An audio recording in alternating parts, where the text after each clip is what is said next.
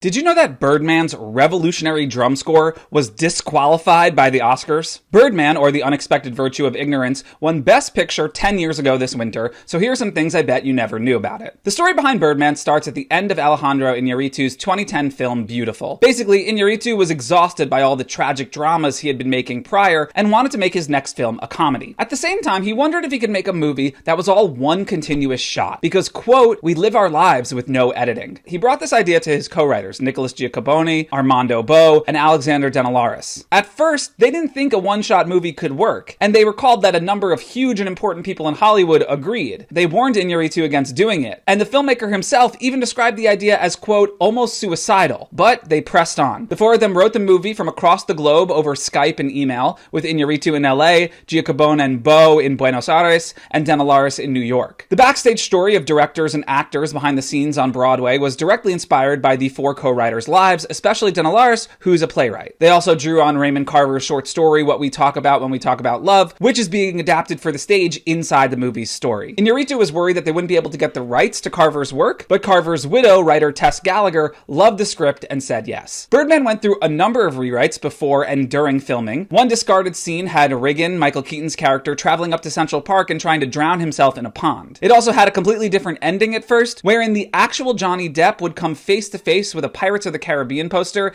in Regan's dressing room, and he had a satirical, self-reflexive conversation with Jack Sparrow on the poster. Iñárritu came to hate this ending and later said he was so embarrassed by it. The writer said that because of the one-shot structure, they were essentially editing the film as they wrote it. Because it was all one shot, scenes could not be removed or reordered in post, so the writers needed to be, quote, very, very sure about what was on the page. And that meant that the script took a year and a half to finish. By the time the script was done, Iñárritu had only one actor in mind for the lead character, Michael Keaton. The Batman actor was at first worried that Iñárritu was making fun of him in his career, but then the director explained the role and its intricacies, plus the film's ambitious visual style, and that convinced Keaton to take the part. Iñárritu then started filling out the rest of the cast before the movie even got financing. He said casting Zach Galifianakis was a, quote, bet, but he believed in the comedian's ability to be funny and sensitive. When Iñárritu would send the script to actors, it came with a picture of Philippe Petit tightrope walking across the Twin Towers and a note that said, we're doing that. Iñárritu first brought the movie to Fox Searchlight, but they passed because the budget he wanted was too high. Then he took it to New Regency, who showed interest, which got Fox Searchlight back on the line. Fox and Regency gave Iñárritu a $16.5 million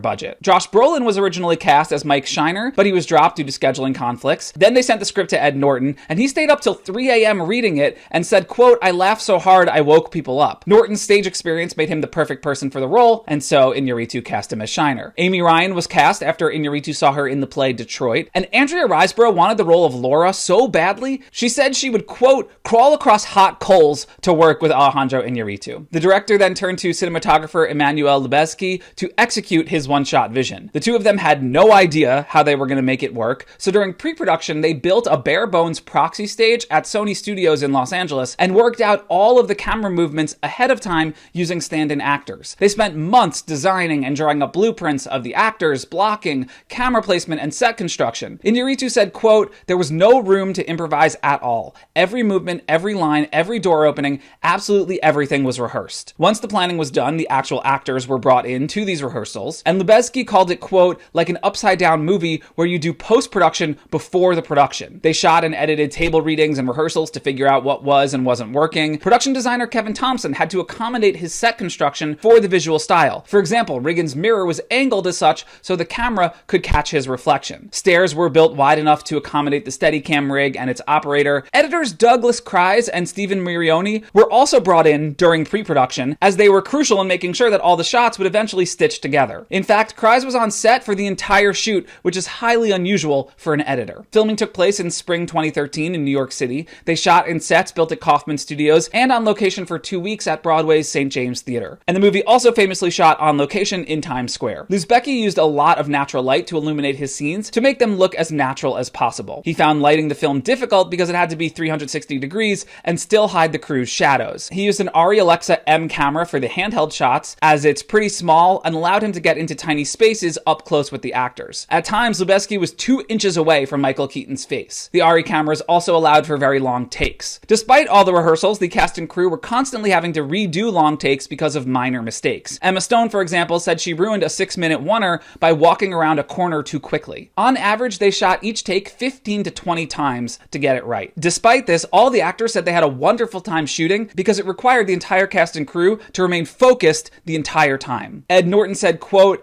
"I've never ever been on a set where every day ended with an enormous, authentic sort of cheer at having made it. You're waiting for the scream from Iñárritu, and everybody was genuinely excited." For the movie's music, Iñárritu used two sources: pre-existing classical music from composers like Mahler and Tchaikovsky, and new original drum compositions by jazz drummer Antonio Sanchez. Sanchez had never worked on a movie before, so he came out to see rehearsals before Iñárritu started shooting to understand the film's pacing. Sanchez then recorded about 70 demo tracks, which Iñárritu was able to then use on set when filming. Sanchez said, quote, "The movie fed on the drums and the drums fed on the imagery." Unfortunately, the film's score was disqualified by the Oscars after the Academy found it included too much pre-existing music. Because the film's editors were on set and influenced where all the stitches would be, editing the film was pretty straightforward, and they actually got ahead of schedule. Rodeo FX did the film's visual effects, which were apparently needed in 90% of shots. Visual effects were used to help with stitching shots together and removing crew members from mirrors. For the flying scenes, they shot Michael Keaton on a virtual production stage. And I usually don't talk about color correction in these videos, but on this movie, color correction was a challenge. You see, on typical films, color correction is done on each individual edit, each shot, and then they use the natural edits in the timeline. But in a movie with very few edits like this, the color correction team had to create their own edits and dissolves within each shot. And that whole color correction process required new software technology and a ton of innovation. The lead colorist on the film called it the hardest job of his career. Birdman was then selected as the opening film at the Venice Film Festival in 2014, and it opened in limited release in the US October 17th, followed by a wide release on 857 theaters on November 14th. The movie grossed $103 million total worldwide. Critics loved it. Today, 91% of the 361 reviews assessed by Rotten Tomatoes are positive. It made dozens of critics' top 10 lists, and was nominated for 484 awards total, winning 193 of them. Michael Keaton won the Golden Globe for Best Actor in a Comedy, and at the Oscars, Birdman earned 9 nominations total. It was nominated but lost Best Sound Editing, Best Sound Mixing, Best Supporting Actress for Emma Stone, Best Supporting Actor for Ed Norton, and Best Actor for Michael Keaton, but it won 4 Oscars: Best Cinematography, Best Original Screenplay, Best Director, and Best Picture.